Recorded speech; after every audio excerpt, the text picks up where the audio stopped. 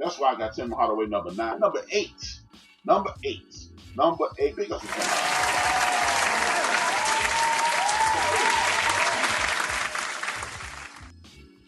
Number 8. Arguably, I think this dude, I don't even want to rate him. He one of my favorite, he one of my favorite point guard. He one of my favorite players in history. I do have a point guard bias. I do like point guards. It's my favorite position. I have a thing for point guards in national basketball. So point guards, period. They control the ball. They control the game. They put everybody in place. If you playing the facilitator's role, you got me as a fan by and large on the court. Outside Scottie Pippen, off the court, Scottie Pippen is a goofball. But allow me to finish. Kevin Johnson. Kevin Johnson, again, another person with some off the court issues. He was brought up in a child molestation or some pedophilia situations, allegations. And he was in the finalists for this. All of this came to the surface right as he was going into the Hall of Fame. Which, yes, we only talking basketball. We only talking basketball. Football next week, though, D-Grade. I'll do football next week, bro. Kevin Johnson. It's ironic that Kevin Johnson, all of his misgivings came up right before he was going to be in the Hall of Fame, but he's still the mayor of Sacramento. You don't want him. He's too trash. He's too classic. I mean, he's too disgraceful to go in the Hall of Fame, but he can still run your city. I don't know, but hey, call me crazy. Kevin Johnson, big ups to him, man. One of the most dynamic point guards I've ever seen. Big ups to him.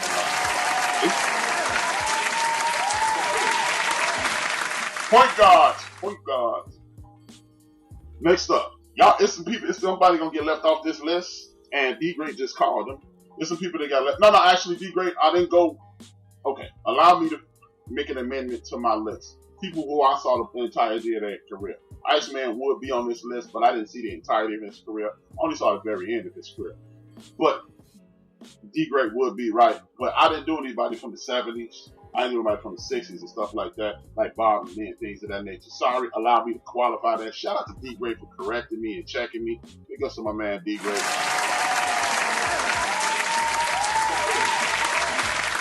But I didn't do anybody from. This is all live HRap life. Sorry about that, D-Great. But D-Great is 1,000% correct with his affirmation of his identification of Iceman George Gervin. And if I would have saw Iceman George Gervin, I would have put him in there. But I didn't, therefore he's not in the building. But hey, shout out to D-Great for pointing that out. But these are guys that I saw play. Next up is a dude who I ain't gonna lie, man, I don't think he's that great. Y'all think he was great. Y'all only remember these few moments that he had. And I can't really dispute it. But he would make my list. This is almost a fan-friendly list. This is not a true HRap list. And I didn't really want. He's not bad, but I don't think he is great as y'all think he is. He goes by the name of Reggie Miller. Reggie Miller is the next guy on my list. The dude hits some big shots. He has some great moments. I mean, yes, I would be an ass to say, oh man, Reggie Miller's a damn scrub. I would be the biggest ass in the history of the United States of America to say that. I'm never going to say Reggie Miller's a scrub, but I just don't think he is as hot as y'all think he is. I mean, Reggie Miller hits some big shots. I have an issue with some of the things the way he played, but you know, that ain't got shit to do with me. This ain't got nothing to do with me. The dude was still great. He led his team to an NBA final. He lost to Kobe and Shaq. I can't say, oh man, Reggie's a bum, Reggie's a scrub. He's just not high on my favorites list. I have to give him his P's though. Irene said he's the biggest crybaby ever. Ugh. You know what, Irene? I don't really put the label of crybaby on any player. Because you know what, they put that label on one LeBron James all the time. I think all these dudes are crybabies. Irene, his sister's a much better player. That's what I'm saying. But I think they all are crybabies. But some of them are shown in a light in which they look like crybabies and floppers, and others don't. Well, I'm gonna talk about the whole media bias again later on in the program. but some of us get tagged with nonsense. Yeah, they all do, Iran. Trust me. If you've been watching this Last Dance, my man, that's called my man RC in the building. That's called gamesmanship, RC. You know that. If you can trick somebody into doing something, it's called gamesmanship. I can't be mad at it. I'm not a fan of Reggie Miller, Irene, and RC. He the last dude I'll be sticking up for. But to be fair, Reggie Miller, I gotta give him his piece. I can't sacrifice my reputation as an honest guy on the mic. I be lying in real life. I be keeping it 99 because sometimes I be lying. I'll be keeping it right. But in order to maintain my integrity in regards to this, I gotta put Reggie Miller on this. RC, Reggie, RC, Irene, I'm with y'all. But I gotta give him his piece. Because of Reggie Miller, one of the greatest three-point shooters in the league. He is the antagonist. I think when people don't like you like that, even though you're good, I think it is a testament to how good you really are. Me, RC, Irene don't like him, but he still got to do it.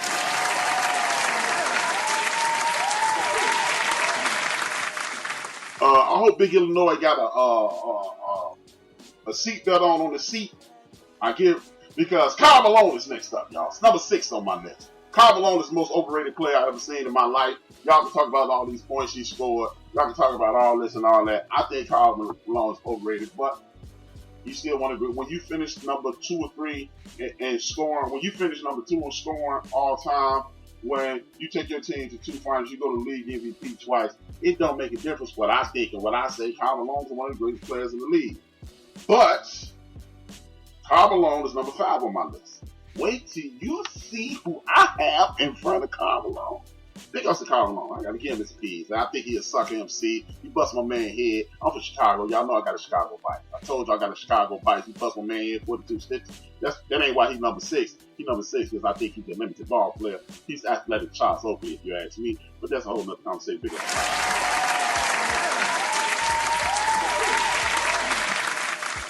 Born in Germany, dominated the SEC, one of the best in-game dunkers in the history of the league.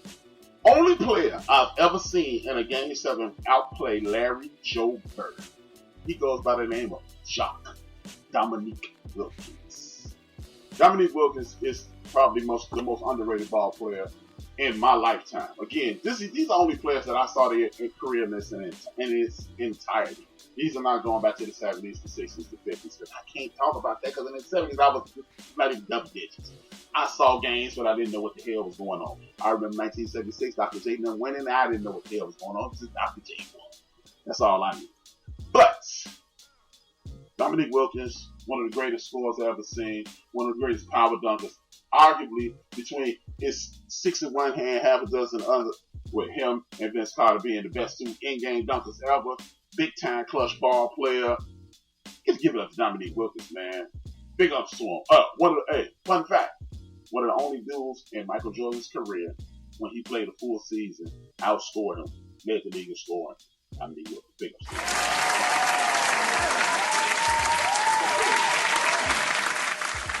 Now, I got 30 seconds to go. When we come back from this small break, this is a feel-good story. I want y'all to feel good about this story. Listen to it. I'll be back in 11 minutes. Holla at your boy. This is the End of the Bench podcast. I'm HRap B. This is built for this network. 2 fingers. I'll be back in just a second.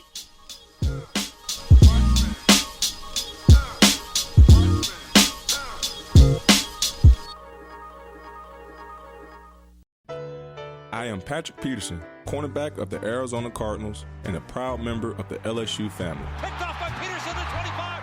There's a lot of guys from LSU tearing it up in the NFL right now. And it is caught for the touchdown by Odell Beckham Jr. What a run by Jarvis Landry to break a couple of tackles and get in the end zone. But the one I'm most proud of is my best friend, Tyrann Mathieu. Not what they came to the see. Are you not entertained? If they not, they gonna be. Throws and it's intercepted by Mathieu, and he's going to take it to the house. A 32-yard return by number number 32, the Badger. Tyron has always made football look easy, but maybe that's because everyday life was the hard part.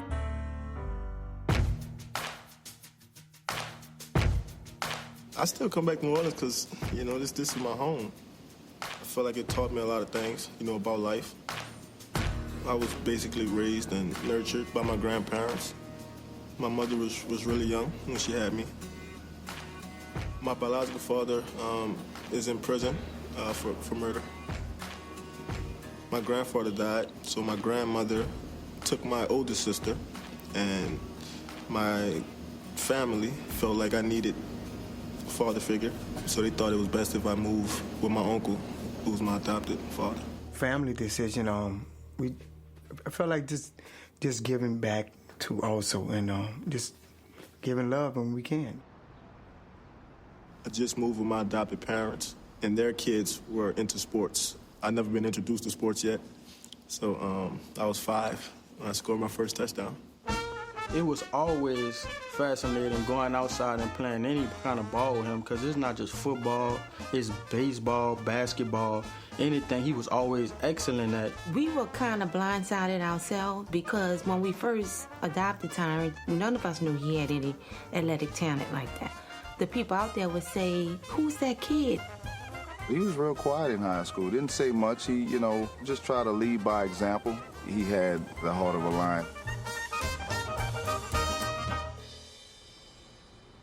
Oh, right now we at Kerry Curley Park in New Orleans East, one of those special places. And there'll be times we'll come to the park and it'll just be gangbangers at the park, and like they don't even know how to play basketball, but they just want to play against us. They want to beat us so bad, you know what I mean? But we wasn't leaving the court unless we was the winners and the champs. Yeah, it was him who he all the time. He never wanted refused to lose. He didn't want to leave. Yeah, playing against murderers, robbers, and it just teaches you a different side of being tough. Without sports, I can't say that I have a true identity. The things that people respect me for is because of sports, So I only had one focus, and that was to really beat everybody that got in front of me. And that's what it was all about, man. I met Tyron on his recruiting trip to LSU, and we hit it off immediately. I think the first thing I ever told him was that I was going to be better than him. And I'm still working on that. He took off on the field and was a star, shuffling past defenders with crazy quickness, and earned himself the legendary nickname, the Honey Badger. I was like, what is a Honey Badger? My defensive coordinator at the time, John Chavis, came up to me, and he said, yeah, this is what everyone's calling you. And he showed me this crazy video. Honey Badger's been referred to by the Guinness Book of World Records as the most fearless animal in all the animal kingdom. It really doesn't give a. He was like, this is the most badass animal I've ever seen. Tyron was a Heisman Trophy finalist in his sophomore season, but with all the success came pressure. I didn't have as much fun as I had my freshman year. I'm the reason this game is won or lost, and when you're considered the best player on the team, they expect you to turn the game around and to make those plays every game, and I didn't really know what all came with being a superstar.